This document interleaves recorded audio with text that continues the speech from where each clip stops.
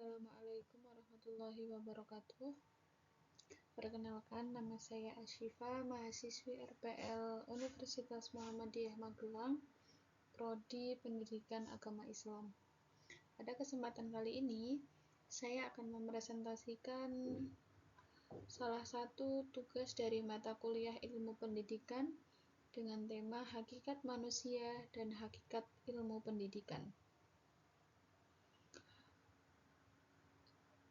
Semoga hasil presentasi ini dapat menambah wawasan saya terutama dan wawasan bagi teman-teman semua. Kita masuk ke materi yang pertama, kita masuk ke bagian latar belakang. Dalam konteks pendidikan, memahami hakikat manusia ini menjadi sangat fundamental atau sangat penting karena manusia adalah subjek sekaligus objek dari seluruh proses pendidikan. Pendidikan ini tidak dapat dilepaskan dari pemahaman tentang siapa manusia itu sebenarnya, apa potensi yang dimilikinya, bagaimana sifat dan dinamikanya, serta ke arah mana manusia seharusnya dikembangkan. Tanpa pemahaman yang mendalam tentang hakikat manusia, praktik pendidikan ini akan menjadi kehilangan arah dan makna yang sesungguhnya. Jadi sebelum kita belajar lebih dalam, kita harus mengetahui dulu tentang hakikat manusia sebelum kita mempelajari tentang bagaimana dan seperti apa proses pendidikan. Di sini ada beberapa rumusan masalah. Yang pertama, apa yang dimaksud dengan esensi manusia? Yang kedua, bagaimana dimensi-dimensi esensi manusia? Yang ketiga, apa saja potensi, sifat, dan dinamika manusia? Yang keempat, bagaimana kedudukan hak asasi manusia dalam pendidikan? Yang kelima, bagaimana upaya pendidikan dalam membentuk sosok manusia? Yang keenam, apa yang dimaksud dengan ontologi ilmu pendidikan?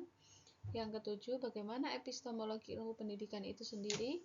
Dan yang kedelapan, apa yang dimaksud dengan aksiologi ilmu pendidikan? Kita akan mulai membahas satu persatu.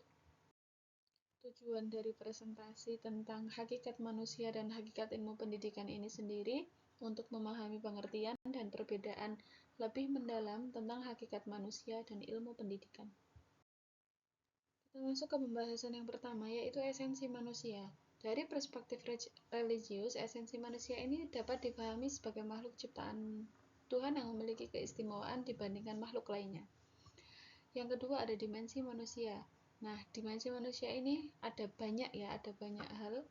Yang pertama ada dimensi individual, dimensi sosial, dimensi moral, dimensi religius, dimensi intelektual, dimensi estetis, dan dimensi kreatif. Yang berikutnya ada potensi, sifat, dan dinamika manusia. Ada beberapa potensi fundamental yang dimiliki oleh seorang manusia. Antara lain yang pertama yaitu potensi kognitif yang mencangkup kemampuan berpikir. Yang kedua ada potensi afektif yang meliputi kemampuan untuk merasakan. Yang ketiga ada potensi psikomotorik yang mencakup keterampilan fisik. Yang keempat ada potensi spiritual yang mencakup kemampuan untuk beribadah. Dan yang terakhir ada potensi sosial yang mencakup kemampuan untuk berkomunikasi. Nah, kita lanjut. Dari berbagai penjelasan sebelumnya, di sini kita punya pembahasan upaya pendidikan untuk membentuk manusia yang seutuhnya. Bagaimana caranya? Untuk mewujudkan sosok manusia yang seutuhnya diperlukan berbagai upaya pendidikan yang sistematis. Yang pertama adalah kurikulum yang holistik. Yang kedua, metode pembelajaran yang humanis atau menyenangkan. Yang ketiga, ada lingkungan pendidikan yang kondusif. Yang keempat, ada kemitraan sekolah, keluarga, dan masyarakat. Yang kelima, pendidik yang berkualitas dan humanis. Dan yang keenam, evaluasi yang komprehensif. Dari 6 upaya ini sangat diperlukan sekali dalam proses pendidikan untuk membentuk individu yang baik, individu yang bisa menjadi manusia yang seutuhnya. Berikutnya ada hakikat pendidikan. Secara ontologis, pendidikan adalah proses humanisasi, yaitu proses menjadikan manusia sebagai manusiawi. Pendidikan ini bukan sekadar transmisi pengetahuan atau keterampilan, tapi proses pengembangan seluruh potensi kemanusiaan. Di sini ada asumsi dasar ontologis. Ilmu pendidikan ini dibangun atas beberapa asumsi. Yang pertama, manusia itu dapat dididik. Kenapa kok manusia itu dapat dididik? Karena manusia sendiri sudah memiliki potensi untuk berkembang dan berubah menjadi lebih baik melalui pendidikan. Yang kedua, manusia ini memerlukan pendidikan. Dan yang ketiga, pendidikan ini bersifat teologis atau memiliki tujuan. Yang berikutnya ada aksiologi ilmu pendidikan.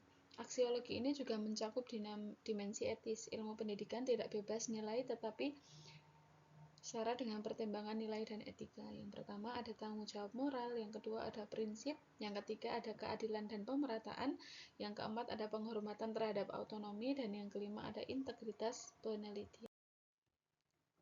Kita masuk ke yang terakhir, yaitu kesimpulan. Di sini dapat disimpulkan bahwa hakikat manusia dan ilmu pendidikan ini sangat atau saling berkaitan erat.